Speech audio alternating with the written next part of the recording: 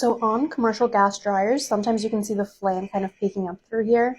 You'll see it here and there. That's really normal. It's supposed to happen. It's literally how the dryer works. Basically, that flame is attached to a sensor that senses the heat in the dryer, how the actual temperature in the dryer, and it turns it on and off depending on it stays around 5 degrees below to 5 degrees above the specific setting that you put it on. So we have our heat settings everywhere throughout the laundromat, just so everybody knows exactly what each heat setting means and the actual temperature that it's set at.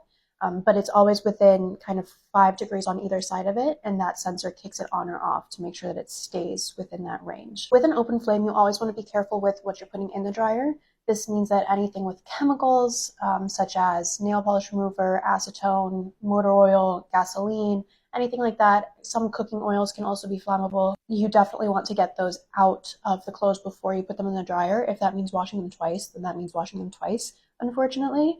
But they are a fire hazard if you don't. Some other things to note, don't put your clothes in for too long, because too long it will take all of the moisture out of the items. And while, yes, you want it to be dry, no, you don't want it to be overly dry, because it's kind of the same concept as starting a fire. You use things that are really dry, like lint, like kindling, I think, that sparks really easily.